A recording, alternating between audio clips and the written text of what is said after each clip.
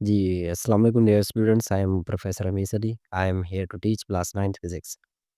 Students आज हमने एक न्यू टॉपिक डिस्कस करना है, the name of gradient of a distance time graph.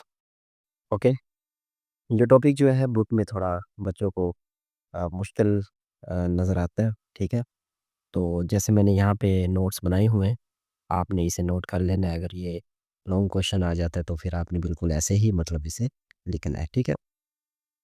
तो फर्स्ट ऑफ ऑल अगर आप मेरे चैनल पे आ चुके हैं स्टूडेंट्स तो मेरे चैनल को सब्सक्राइब करें और बेल आइकन का जो बटन है उसे ऑन करें ताकि हर आने वाला जो न्यू लेक्चर है वो आप तक पहुंच सके, ठीक है? So without wasting of time, come to the topic. तो टॉपिक का जो नेम है बड़ा सिंपल सा टॉपिक है, मुश्किल नहीं है, कि gradient of a distance time graph. Clear? देखो बच्चों, ग्रेडियंट जो है ना बेसिकली चेंज को कहते हैं, ठीक है? किसे कहते हैं? चेंज को। तो अगर हम इसकी डेफिनेशन डिस्कस करें, gradient is the measure of slope of A line. एक लाइन का जो आप स्लोप मेजर करते हैं उसे आप क्या कहते हैं? ग्रेडियंट कहते हैं, ठीक है? आज हम इसी टॉपिक के अंदर हम वो लाइन का जो स्लोप है वो हम फाइंड आउट करेंगे, ठीक है? तो इसकी एग्जांपल या एक्सप्लेनेशन आपने ऐसे लिखनी है, आप एक्सप्लेनेशन लिख देना तो बेटर है, ठीक है? Consider the distance time graph of uniform speed. Again, select any two values of time t1 and t2 on x-axis and taken two values of distance at s1 s2। ठीक है? और यहाँ पे आप मेंशन कर सकते हैं on y axis, on y axis, ठीक है? मतलब कि आपने दो वैल्यू ली ग्राफ के अंदर, एक आपने t1 t2 ली x एक्सिस पे और एक आपने s1 s2 ली y एक्सिस पे। मतलब कि t1 t2 टाइम है, s1 s2 क्या है? डिस्टेंस है, ठीक है? तो इसे हम ग्राफ में देखते हैं कि ये हमें क्या बता रहा है। देखो ये आपके पास वाई एक्सिस है, ये एक्स एक्सिस है। यहाँ पे देखो T1 T2 ले लिया और यहाँ पे S1 एंड S2। क्लियर? और ये आपका ग्राफ है, ये वाला। अब बेसिकली बुक वाले ने 2 पॉइंट सेलेक्ट किया, आपने भी 2 पॉइंट सेलेक्ट करने हैं, ठीक है? अपनी ही मर्ज़ी से। 1 पॉइंट ये वाला, 1 पॉइंट ये वाला सेलेक्ट किया। क्लियर? इन 2 पॉइंट के दरमियान हमने जो स्लोप है उसकी वैल्यू क्या करनी है? कैलकुलेट करनी है कि हमें स्लोप क्या बता रहा है। क्लियर? अब 2 पॉइंट है तो परपेंडिकुलर ड्रा भी करेंगे, ऐसे ये परपेंडिकुलर ये ड्रा हो गया और यहाँ से भी परपेंडिकुलर ड्रा कर दी हमने। अच्छा, जब ये परपेंडिकुलर ड्रा हो गया तो हम इसका इस पॉइंट से भी तो ड्रा करेंगे।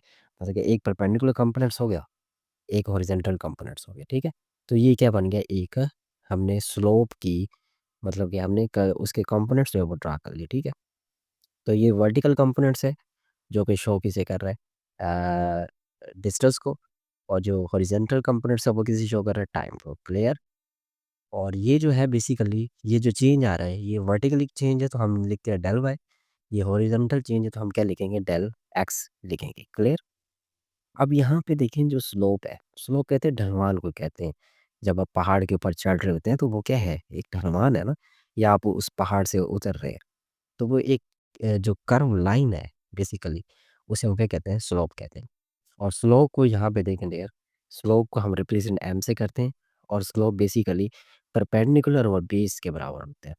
परपेंडिकुलर बेस के कैसे बराबर है? देखो यहाँ पे हमने जब स्लोप के कंपोनेंट्स ड्रा किए तो ये क्या है? परपेंडिकुलर, ये क्या है? बेस है। क्लियर? अब परपेंडिकुलर किसके बराबर है? डेल वाई के बराबर। और बेस किसके बराबर है? डेल एक्स के बराबर है। तो यहाँ पे मैंने लिख दिया del y over del x. Clear? अब डेल वाई जो है इसकी जगह मैंने लिखा y two minus y one और डेल एक्स की जगह मैंने लिखा x two minus x one. अब ये कैसे आया? Y two minus y one, x two minus x one, ठीक है? अब यहाँ पे देखें कि अ, बेसिकली अ, कंपोनेंट्स है ना वाई है। अब वाई की भी यहाँ पे 2 वैल्यू हैं, कौन-कौन सी है? यहाँ पे देखो वाई पे क्या है? डिस्टेंस है ना, तो ये S1 S2 इसलिए मैंने क्या लिखा है? हमने तो बेसिकली फाइनल में से इनिशियल माइनस करते हैं तो S2 माइनस S1 है ना, तो ये क्या है? वाई के बराबर है तो मैंने यहाँ पे लिखा वाई2 माइनस वाई1। ये डेल एक्स है, ठीक है?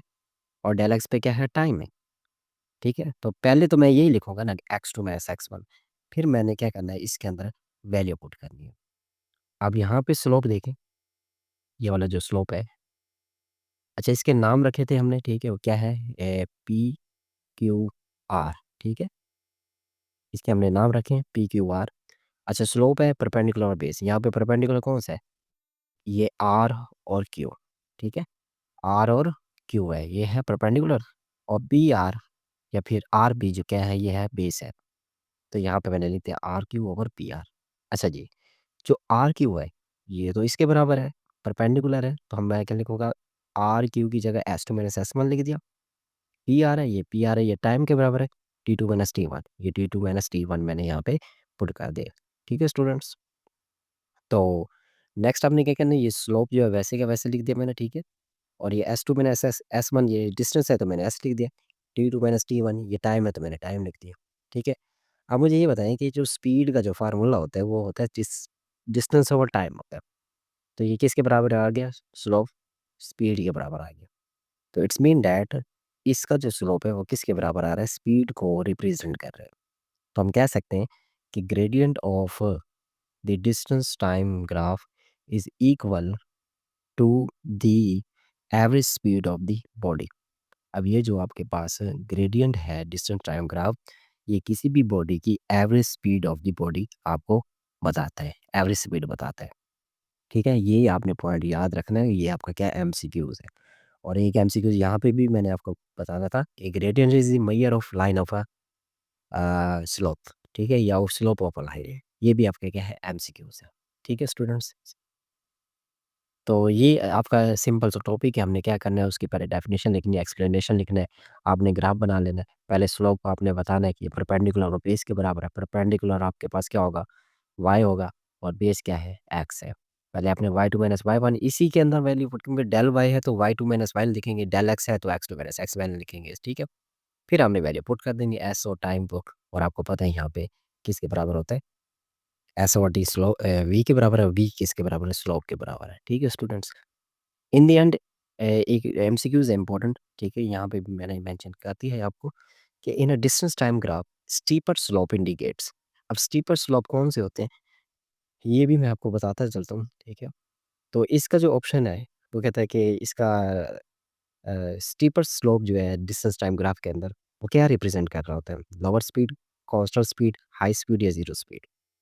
अब देखो यहाँ पे ना ये ग्राफ देखें, इस ग्राफ के अंदर एक लाइन मैंने ऐसे बनाई है, एक लाइन मैंने ऐसे बनाई है, और एक आपने ऐसे, ठीक है?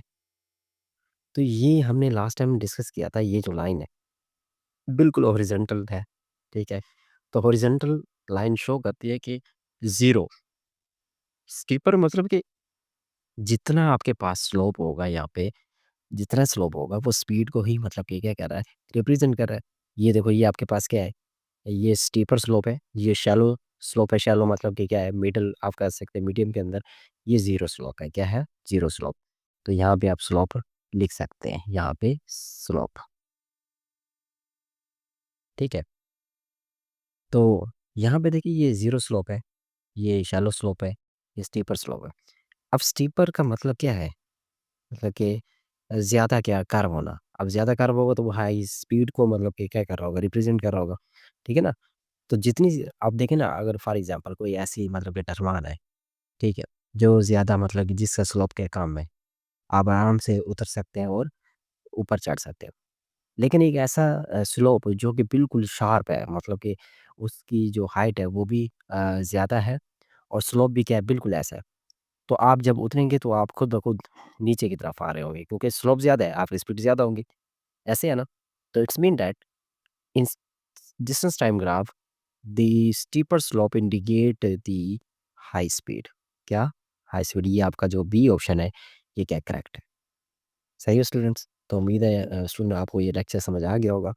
तो अगर कोई बात आपको इसमें से समझ नहीं आई तो आप मुझसे कमेंट्स में पूछ सकते हैं, ठीक है? अपना ख्याल रखिएगा। अल्लाह हाफ़िज़।